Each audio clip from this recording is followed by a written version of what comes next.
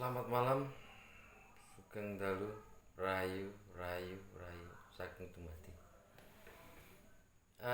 Malam ini saya akan bercerita tentang pengalaman saya.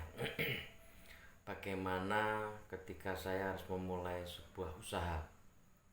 Kenapa saya saat ini tentang usaha ya? Karena saya melihat kondisi pandemi ini, eh, saya sungguh prihatin dengan rekan-rekan yang lain yang mungkin karena apa namanya ada kena PHK atau ininya turun omsetnya, rezekinya sedang tidak ini apa nggak bagus.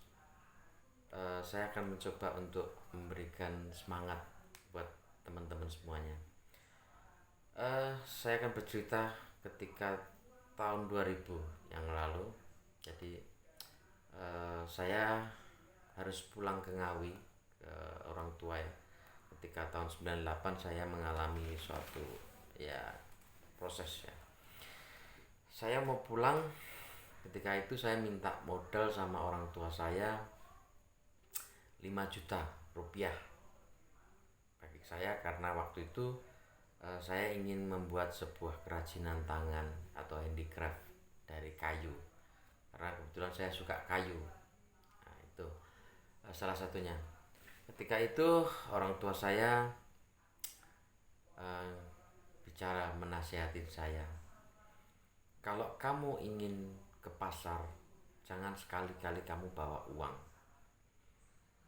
Intinya begini, ketika kamu mau berusaha jangan sekali-kali kamu menggunakan modal.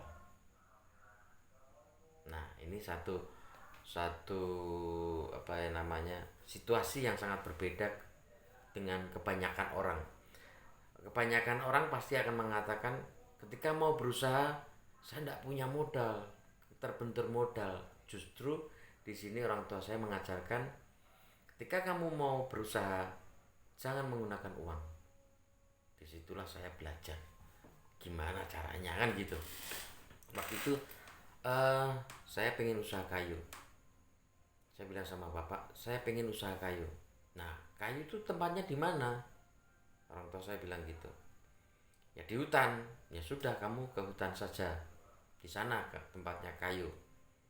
Nah, akhirnya saya bingung juga ya kan. Saya pengen kayu, saya pengen usaha sampai kayak terbawa mimpi gitu, pengen usaha kayu gitu. Saya pengen usaha kayu, saya pengen usaha kayu. Nah, ketika itu uh, orang tua saya juga mengajari saya bisnis di kontraktor. Tapi waktu itu saya ikut bapak dulu, itu saya ikut menjadi tenaga kasar atau apa namanya kernet ya, kuli kuli bangunan. Gaji saya waktu itu ya cuma 10.000 lah, karena sama dengan yang lainnya ya udah cukup lumayan lah untuk beli rokok. Waktu itu rokok harganya 9.000 kan, cukup satu rokok gitu. Nah, dari situ entah gimana saya ada tawaran kerja dengan orang lain bikin pabrik kayu. Kok pas ya kan gitu. Sesuatu tuh kayak kayak kayak sudah dituntun gitu. Akhirnya saya kerja di pabrik kayu sekitar 2 bulan apa 3 atau 4 bulan lupa saya. Bikin vakum impregnation pondasinya di Ponorogo. Nah, itulah saya belajar kayu. Apa itu kayu? Jenis kayu, hmm, apa namanya tingkat kekeringan kayu, kemudian eh, misalnya ada namanya dolgen itu apa, kemudian S4S itu apa, macam-macam jenisnya. Akhirnya saya belajar di situ. Dari situ saya sudah tahu belajar kayu. Ternyata kayu rumit juga kan gitu. Terus gimana, saya mesinnya mahal, terus apa peralatannya mahal. Kayaknya untuk 5 juta itu udah gak cukup deh untuk usaha waktu itu. Saya berpikir lagi, tetap orang tua saya mengatakan kalau kamu mau usaha jangan pakai uang. Saya bingung juga kan. Akhirnya saya tekad ke hutan. Ya sangunya cuman sekedar apa namanya, uang untuk ngopi, beli jajan sama beli rokok aja. Akhirnya dalam waktu ya 2-3 bulan lah saya sudah mateng belajar di situ. Saya nggak tahu kenapa, semacam kayak semua sudah kayak diatur gitu loh, nggak tahu kenapa kayak sudah diarahkan gitu. Jadi ketika itu saya duduk di eh, lok kayu ya, gelondongan kayu di TPK Banjarjo di Kabupaten Ngawi, itu sekitar 30 kilo dari Ngawi, di tengah hutan itu ada namanya TPK ya, tempat penimbunan kayu. Saya belajar di situ, memperdalam lagi jenis kayu, khususnya kayu jati dan mahoni. Dari situ saya ketemu namanya calon pembeli. Saya nggak sadar ketika itu, saya duduk di lok kayunya itu, ada seorang pembeli datang. Dia mengatakan dia butuh kayu, dia orang Muntilan, Magelang apa Muntilan itu. Dia membutuhkan kayu untuk perusahaan dia gitu. Ini kayunya siapa? Dia tanya sama saya. Kebetulan yang di situ ya cuman saya toh, nggak ada yang lain karena memang yang lainnya sudah profesional semua. Saya hanya nongkrong aja di situ. Ya ini kayu saya bilang gitu. Karena saya sudah belajar, jadi saya bisa menjelaskan kayu-kayu itu. Saya tunjukkan kayu yang lain, ya kayunya orang lain juga itu. Karena saya nggak punya kayu, karena saya hanya tulen aja. Dari situ saya tahu juga ini kaplingannya siapa itu saya tak tahu. Karena sudah beberapa bulan saya di TPK itu, jadi paham betul raja hutannya sana tuh siapa, saya paham. Jadi saya tinggal kontak sama yang punya kapling, saya ngomong sama beliaunya bahwa saya punya pembeli, tolong nanti saya dibantu untuk komisinya, kan ada namanya PP plus ya. Kalau di kayu itu namanya PP plus, bukan komisi ya. PP plusnya berapa, ya udah nanti kamu tak kasih 200.000. Waktu itu banyak sekali, karena untuk kelas itu ada yang 600, saya dapat bagian sepertiganya kan 200, ada yang 800. Nah dari situ orang itu bicara sama temennya, koleganya, kalau belanja di tempatnya Seno itu punya kayu kan gitu. Akhirnya saya menjadi bukan terkenal ya, diketahui orang bahwa saya tuh jualan kayu, padahal sebenarnya awalnya cuma maklar aja waktu itu.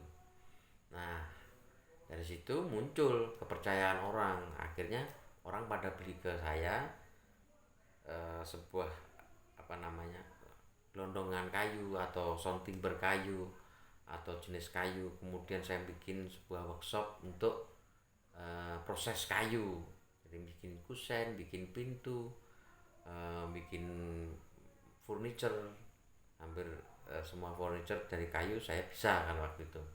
Nah dari situlah saya muncul, benar ternyata bahwa rezeki itu seperti apa ya, kayak dituntun sendiri. Jadi kalau ada orang yang mengatakan bahwa untuk menjadi pengusaha itu harus punya modal, itu salah. Karena saya pernah menjalani, dan sampai sekarang pun saya tidak pernah menggunakan modal. Modalnya itu adalah kepercayaan dan kecakapan atau kemampuan kita dalam mengetahui sebuah bisnis itu, atau sebuah usaha. Itu salah satunya.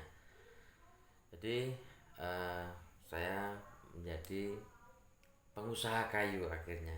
Jadi akhirnya saya punya workshop, punya tukang yang bisa sampai saya bisa kirim ke Jakarta, ke Bandung, ke Surabaya, ke Solo.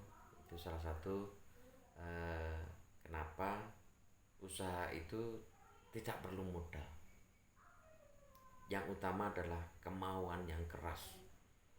Nanti kita akan dituntun ketemu caranya bagaimana, guru-gurunya. Seperti tadi saya hanya punya keinginan belajar kayu, tapi karena saya tidak punya uang, akhirnya dipertemukan saya harus bekerja di pabrik kayu. Itu bukan suatu kebetulan, karena kekuatan pikiran tadi kita itu mengarah ke sana. Ingin belajar kayu, ingin usaha kayu, tapi tidak tahu background kayu, akhirnya dituntun mengerjakan sebuah pabrik kayu yang di sana itu banyak sekali pelajaran. Jadi kayak lembaran buku itu saya tinggal membaca, belajar kayu bagaimana caranya. Kira-kira seperti itu saudaraku semuanya. Kalau ada teman rekan yang sedang terpuruk, semangat, pasti bisa. Modal tidak perlu, kemampuan, keinginan nanti akan dituntun sama Tuhan supaya kita nanti menemukan jalannya. Kira-kira seperti itu. Jangan pernah mengeluh. Ketika kamu mengeluh, maka akan menjauh itu rezekinya itu. Kira-kira seperti itu pengalaman saya bagaimana memulai suatu usaha dengan modal ala kadarnya. Nah, itu. Nanti next time video saya akan saya kemukakan lagi, atau saya bikin judul yang baru lagi tentang bagaimana cara yang lainnya. Nanti ada beberapa yang menarik juga. Jadi nantikan video saya tentang pengalaman pribadi saya. Semoga untuk rekan-rekan bisa bermanfaat. Tetap semangat di masa pandemi ini. Terima kasih. Selamat malam. Rahayu, rahayu, rahayu.